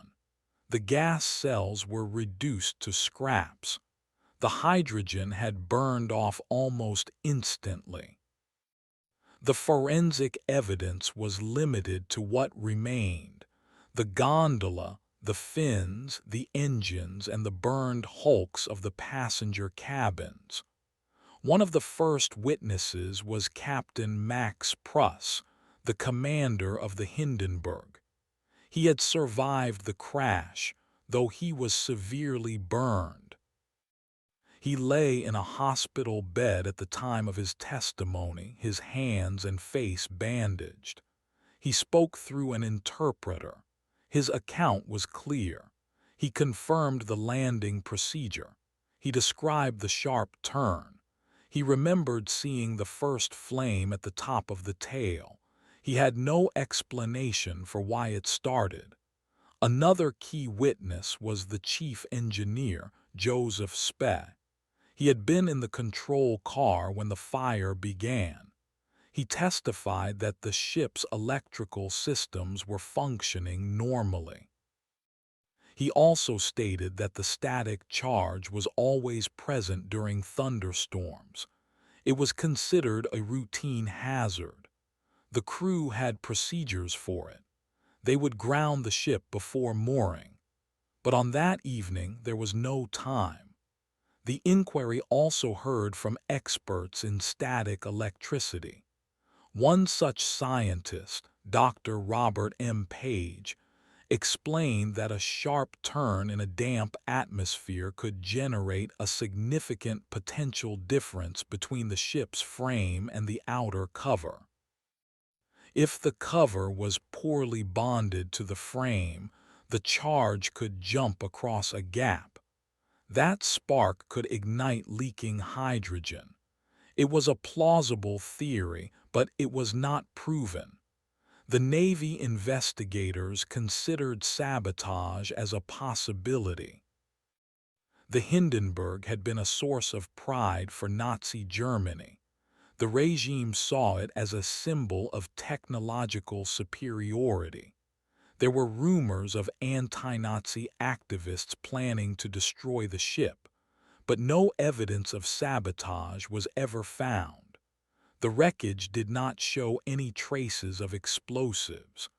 The timing of the fire was inconsistent with a bomb.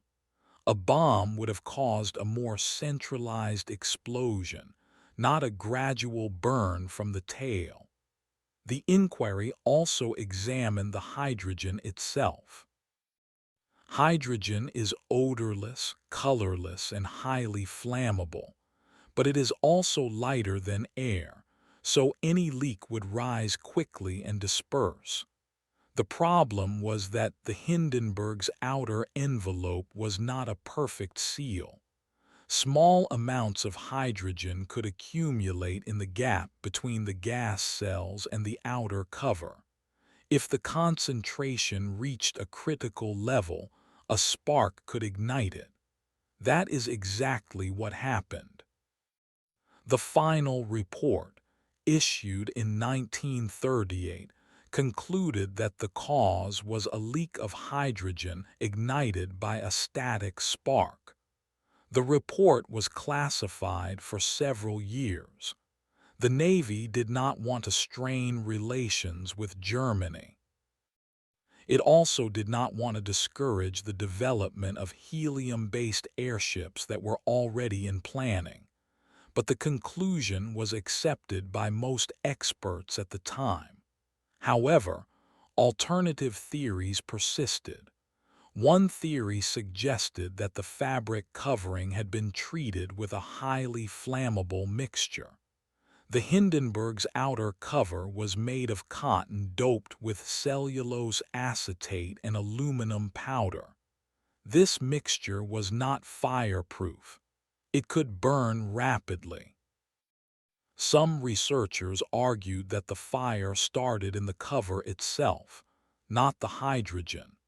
This theory gained traction in the 1990s when a retired NASA engineer, Addison Bain, conducted his own experiments.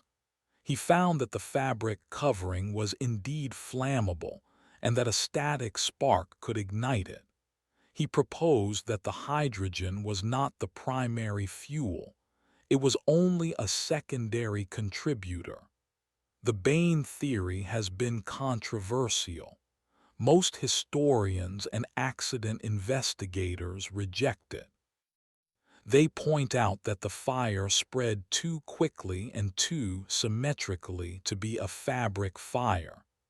The fabric might have burned, but the main fuel was undoubtedly the hydrogen. The speed of the blaze, the height of the flames, and the intensity of the heat are all consistent with a hydrogen fire. Many of these details were already confirmed by the 1937 Navy inquiry, but the debate continues. Every few years, a new documentary or article revives the static spark versus fabric theory. The Hindenburg remains a subject of fascination partly because the exact mechanism is still uncertain. The truth is that we will never know for sure.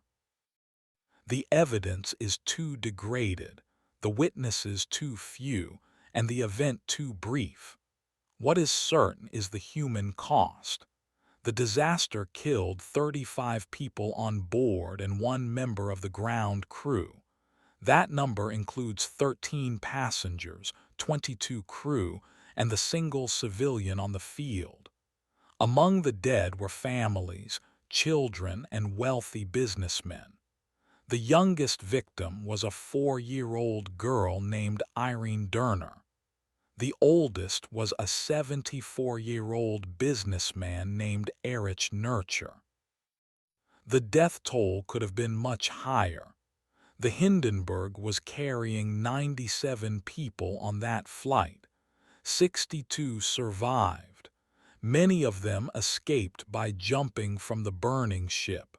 Some were thrown clear by the explosion. Others climbed down ropes or slid down the side. The ground crew helped pull them away from the flames. The survivors faced a long and painful recovery. The hospitals in New Jersey and New York treated them with the best available medicine. Skin grafts were performed, but the technology was primitive. Infections were common. Pain management was limited. Some survivors spent months in bandages. Others never fully recovered their health. One survivor, a crewman named Friedrich Deligal, lost his hearing in the blast. He also suffered severe burns to his arms. He was treated at the Fitkin Memorial Hospital in Neptune, New Jersey. He later returned to Germany but never flew again. He died in 197 FIV. Another survivor, a passenger named Joseph Schulthess, was a Swiss banker. He was traveling with his wife and daughter. He escaped with minor injuries, but his wife was badly burned. She died a few days later. He never remarried.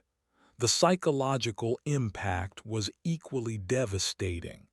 Many survivors experienced nightmares, flashbacks, and a profound fear of fire. Some refused to talk about the disaster for decades. The trauma was compounded by the public attention. The Hindenburg disaster was one of the first events to be captured on film and broadcast worldwide.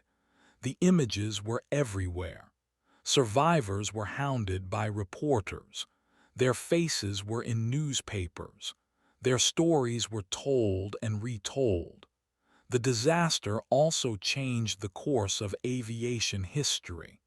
Airships were already struggling to compete with airplanes. The Hindenburg was supposed to be the flagship of a new era. After the crash, public confidence evaporated. The Graf Zeppelin II, which was nearly complete, was grounded. It was eventually scrapped in 1940. The materials were used for military aircraft. The German Zeppelin company went bankrupt. The remaining airships were dismantled. The hangars were converted to other uses. The dream of luxury air travel was dead. But the Hindenburg's legacy is not just about the end of an era. It is also about the beginning of modern air safety. The disaster led to stricter rules for flammable materials, better grounding procedures, and more rigorous inspection of gas cells. It also forced aircraft designers to consider the worst-case scenario. The idea of a catastrophic failure happening in seconds became a central concern for aviation engineers. The Hindenburg also entered the popular imagination in a way that few disasters have. The image of the flaming airship is iconic. It appears in films, cartoons, and advertisements. The word Hindenburg has become a synonym for disaster. The phrase, "Oh, the humanity," is still quoted, even though it was spoken by a radio reporter and not by a survivor. The disaster also raised questions about risk and reward. The Hindenburg was a luxury airship, but it was also a dangerous experiment. The hydrogen that kept it aloft was the same gas that could destroy it. The passengers knew the risk, but they trusted the engineers. That trust was broken in 37 seconds. Today, airships are rare. A few helium-filled blimps are used for advertising and surveillance, but they are slow, vulnerable, and expensive. No commercial airship has ever carried passengers since the Hindenburg. The technology has never recovered. And yet, some people still dream of airships. There are occasional proposals for cargo airships or luxury airships. The designs are modern, using composite materials and non-flammable gases. But the memory of the Hindenburg is always present. It is a cautionary tale that cannot be ignored. At Lakehurst, the memorial stands as a reminder. It is a simple stone plaque set in a grassy field. The names of the dead are engraved in bronze. The site is quiet. The wind blows. The sky is empty. On May 6th of each year, a small ceremony is held. A wreath is laid. A moment of silence is observed. The names are read aloud. It is a brief, somber event. The media often covers it, but not widely. The anniversary is noted but not celebrated. It is a day of reflection. The last survivor, Werner Dohner, died in 2009. He was 8 years old when the Hindenburg burned. He remembered the sound, the heat, and the confusion. He also remembered the silence that followed. In his final interviews, he said that he did not hate the Hindenburg. He loved it. It was a beautiful machine. But it was also a fragile one. The disaster is still studied by engineers and historians. It is taught in safety courses and risk management classes. It is a case study in how complex systems can fail. The lessons are not about blame, they are about understanding. The Hindenburg is a story of human ambition and human vulnerability. It is a story of a ship that flew too close to the ground, not the sun. It is a story of a spark that ignited a flame that consumed a dream. And it is a story that will not fade. Because every time we look at an airship, we remember. Every time we hear the word hydrogen, we flinch. Every time we see a fire in the sky, we think of Lakehurst. The silence at the field is not empty. It is filled with memory. The wind still whispers. The flames are still visible in the mind's eye. 37 seconds, that is all it took. And that is all it will ever take. The Hindenburg is gone, but it is not forgotten. It lives in the quiet moments, in the images, in the lessons. It lives as a warning and as a wonder. A ship of fire, a ship of light, a ship that burned and fell and in falling changed the world. In the months that followed, the United States Department of Commerce conducted a separate investigation. It was not a formal inquiry in the sense of the one at Lakehurst, but a report prepared by the Bureau of Air Commerce. The document examined the use of hydrogen in passenger airships and recommended that all future commercial airships operating from American soil be filled with helium. The report was issued in November 1937.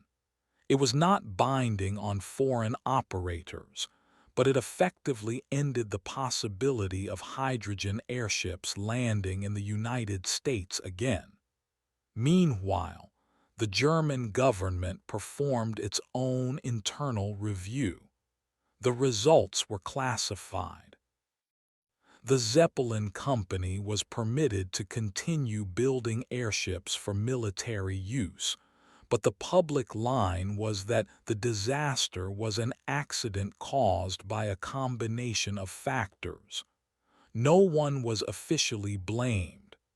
The captain, Max Pruss, survived the crash but was severely burned.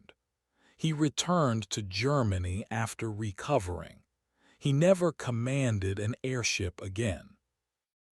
In his final years, he wrote privately that he believed the fire was caused by a static spark igniting hydrogen that had leaked from a torn gas cell. He maintained that the ship was structurally sound and that the crew had done everything possible. The exact cause remains unknown, but the most widely accepted explanation among modern researchers is the atmospheric electricity theory combined with hydrogen leakage. This theory holds that the airship encountered a region of charged air as it descended.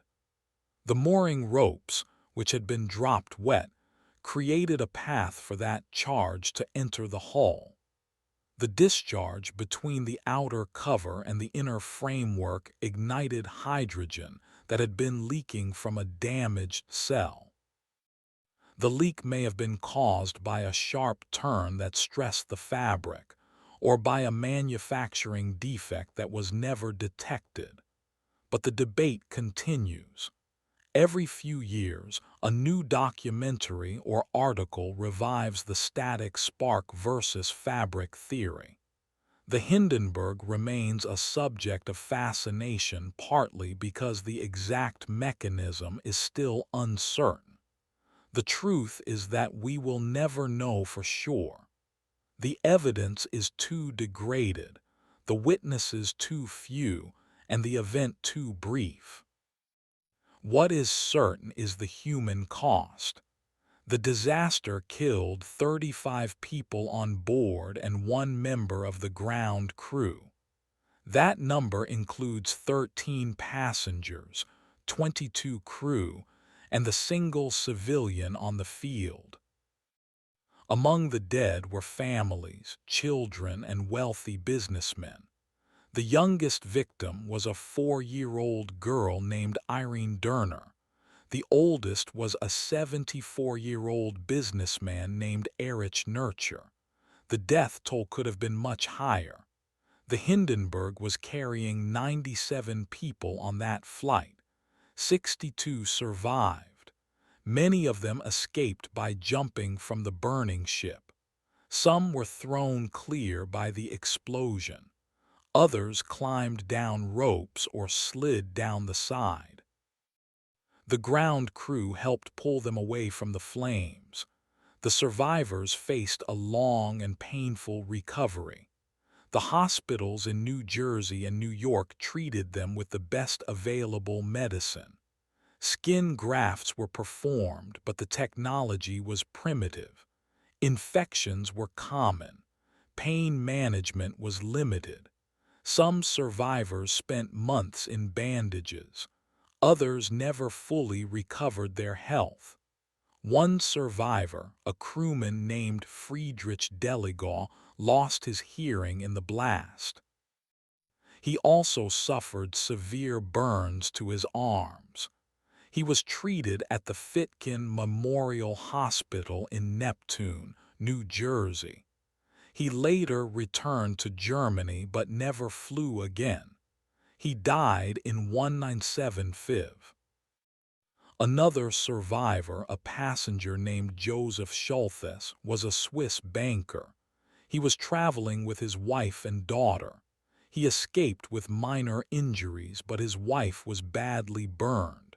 She died a few days later. He never remarried. The psychological impact was equally devastating. Many survivors experienced nightmares, flashbacks, and a profound fear of fire. Some refused to talk about the disaster for decades. The trauma was compounded by the public attention. The Hindenburg disaster was one of the first events to be captured on film and broadcast worldwide. The images were everywhere. Survivors were hounded by reporters. Their faces were in newspapers. Their stories were told and retold. The disaster also changed the course of aviation history. Airships were already struggling to compete with airplanes. The Hindenburg was supposed to be the flagship of a new era. After the crash, public confidence evaporated. The Graf Zeppelin II, which was nearly complete, was grounded. It was eventually scrapped in 1940. The materials were used for military aircraft. The German Zeppelin company went bankrupt. The remaining airships were dismantled. The hangars were converted to other uses. The dream of luxury air travel was dead. But the Hindenburg's legacy is not just about the end of an era. It is also about the beginning of modern air safety. The disaster led to stricter rules for flammable materials, better grounding procedures, and more rigorous inspection of gas cells. It also forced aircraft designers to consider the worst-case scenario. The idea of a catastrophic failure happening in seconds became a central concern for aviation engineers.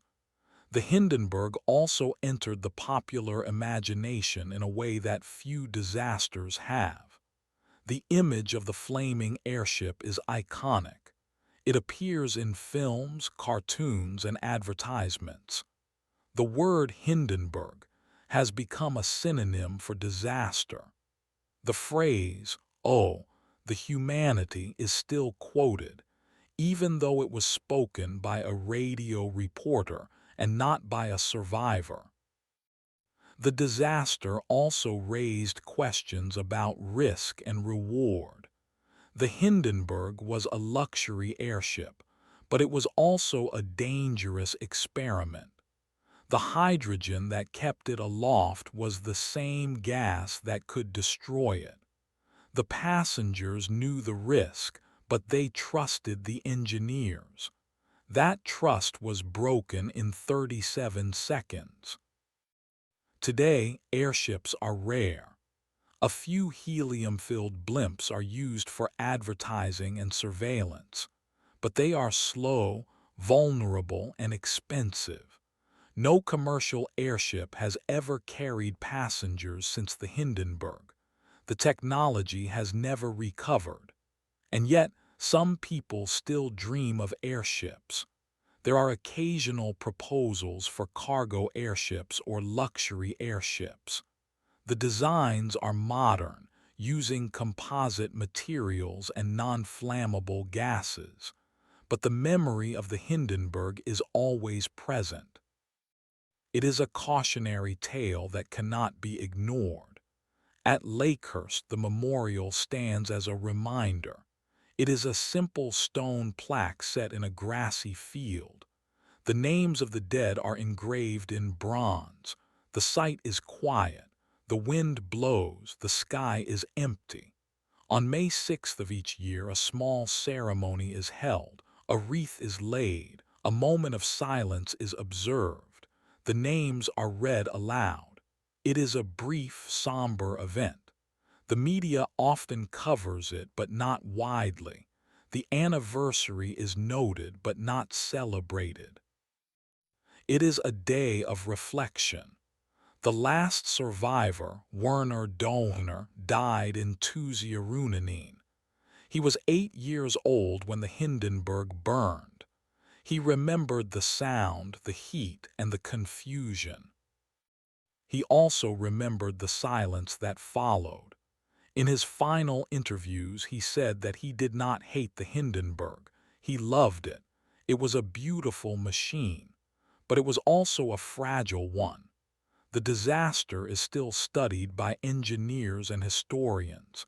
It is taught in safety courses and risk management classes. It is a case study in how complex systems can fail. The lessons are not about blame. They are about understanding. The Hindenburg is a story of human ambition and human vulnerability. It is a story of a ship that flew too close to the ground, not the sun.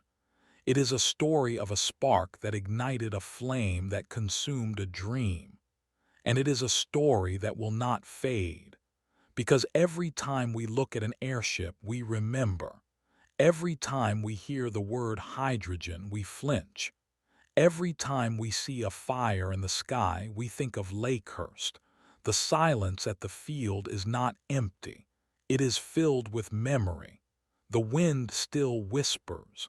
The flames are still visible in the mind's eye. 37 seconds. That is all it took, and that is all it will ever take. The Hindenburg is gone, but it is not forgotten. It lives in the quiet moments, in the images, in the lessons. It lives as a warning and as a wonder. A ship of fire, a ship of light, a ship that burned and fell and in falling changed the world. But to leave it only as a symbol is to miss the deeper lesson. The Hindenburg was not a failure of a single technology. It was a failure of a system. The system included the engineers who designed the airship, the operators who chose hydrogen over helium, the regulators who allowed a passenger liner to be filled with explosive gas, and the public that trusted the promise of speed and luxury over the evidence of risk. Every link in that chain contributed to the outcome. And every link still exists in modern aviation in different forms. The materials are safer. The oversight is stricter. But the human tendency to push boundaries, to assume that tomorrow will be like today, and to hope that the worst will not happen, that remains unchanged. In that sense, the Hindenburg is not a relic. It is a mirror. It reflects the same choices that are made every day in industries far removed from airships. The decision to use a cheaper material. The decision to delay maintenance. The decision to ignore a warning sign. The decision to believe that a catastrophic event is too improbable to plan for. The Hindenburg reminds us that improbable is not impossible, and that when the improbable becomes real, the consequences are measured in seconds, not hours. The memorial at Lakehurst is not just for the dead. It is for the living. It stands as a permanent question. What would you have done differently? And what will you do now? The answers are not written in bronze. They are written in the decisions that follow. The Hindenburg burned in 1937, but its embers still glow. And in the quiet of the New Jersey field under the empty sky, the lesson continues.